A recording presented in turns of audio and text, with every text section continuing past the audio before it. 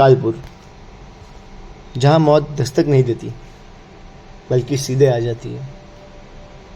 Hello friends, मेरा नाम है मिस्टर एस और स्पाइन चिलिंग एंटरटेनमेंट की इस नई वीडियो में मैं आप सभी का तहे दिल से स्वागत करता हूँ। दोस्तों, महाराष्ट्र के घने जंगलों के बीच में बसा था एक भयानक और अजीब सा गांव जिसका नाम था कालपुर। यह गांव अपनी डरावनी कहानियों और रहस्यमय घटनाओं के लिए मशहूर था। कहते हैं कि यह गांव सिर्फ दिन में ही जिंदा रहता था, क्योंकि रात होते ही यहाँ ऐसी शैतानी शक्तियों जाग उठती थी जो इंसानों का लहू पीती है।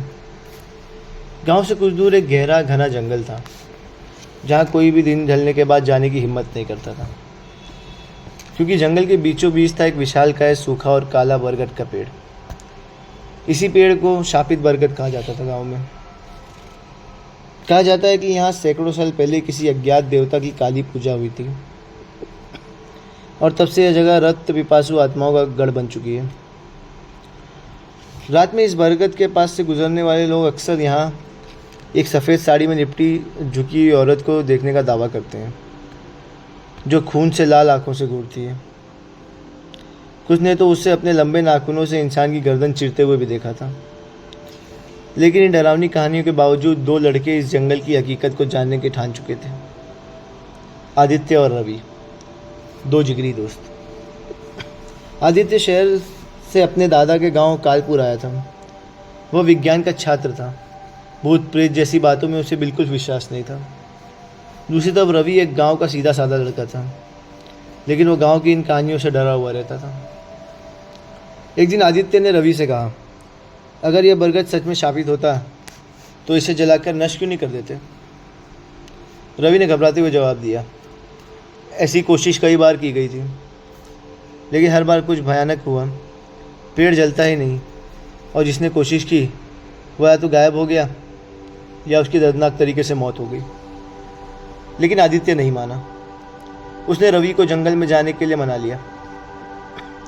रात का समय चुना गया, क्योंकि असली रहस्य तो अंधेरे में ही छुपा रहता है।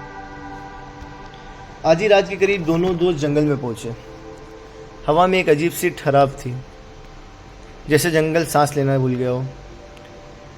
उनकी टॉर्च की रोशनी भी धुंधली हो रही थी। जैसे ही वे बरगद के पास पहुंचे, हवा अचानक बहुत ठंडी सी हो गई। ऐसा लग रहा था जैसे कोई अदृश्य घड़ी जंगल के हर पल को गिन रही हो। फिर टॉर्च की रोशनी में एक परछाई दिखी। एक झुकी हुई औरत, सफ़ेद साड़ी में लिपटी, खून से भीगी हुई। वह धीरे धीरे उनकी ओर बढ़ रही थी। रवि के चेहरे पर जैसे खून ही जम गया। आदित्य कांपते हुए उससे वैज्ञानिक दृष्टि से समझने की कोशिश कर रहा था, लेकिन तभी उस औरत की हंसी गूंज उठी और पूरा जंगल उसके आतंक से भर गया।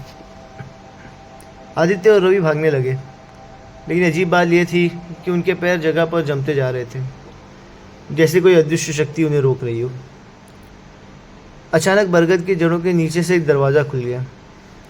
रवि चिल्लाया कि यहाँ से वापस चलते हैं, लेकिन आदित्य की जिज्ञासा ने उसे रोक लिया। दोनों ने जब दरवाजे के अंदर झांका तो वहाँ कुछ ऐसा दिखाई दिया जिससे उन दोनों की सांसें रुक गई। वह एक खंडर था, लेकिन यह कोई आम खंडर नहीं था। यह एक तांत्रिक पीठ था जहाँ किसी अज्ञात देवता की पूजा होती थी। दीवारों से खून से बने तंत्र मंत्र और ज़मीन पर जले हुए इंसान के अवशेष पड़े थे, और ठीक सामने एक तांत्रिक की कटी हुई लाश जिसकी आंखें अब भी खुली थी। अचानक खंडर में ज़ोरदार धमाका हुआ, और जब धुआं हटा तो वहाँ वही सफ़ेद साड़ी वाली औरत खड़ी थी, लेकिन इस बार उसके साथ सैकड़ों अध जले चेहरे भी थे, जिनकी आंखों में सिर्फ भूख और मौत की प्यास थी। उसने चिल्लाया कि तुम दोनों को भी अब हमारे जैसे बनकर रहना होगा। अब तुम यहाँ लोग से वापस नहीं जा सकते। और फिर उसने अपना मुंह खोला और उसके अंदर कोई गहरा अंधेरा था, जो जैसे किसी दूसरी दुनिया की खिड़की थी। सुबह गांव वालों ने जंगल के पास रवि को बेहोश पाया, लेकिन आदित्य वहाँ नहीं था। जब रवि को होश आया तो उसकी आंखों में कुछ अजीब था।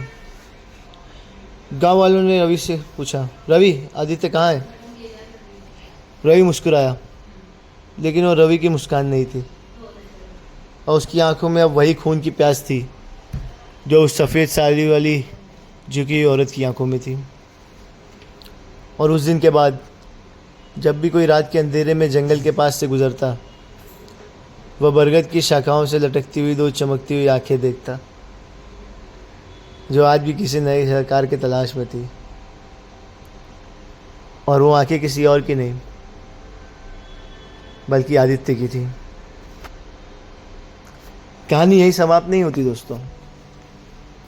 इस कहानी में आगे क्या हुआ, आदित्य कहाँ है और किस हालात में है, और उसके साथ क्या घटा, ये जानने के लिए हमारे इस सीरीज़ के अगले पार्ट तक का इंतज़ार कीजिए।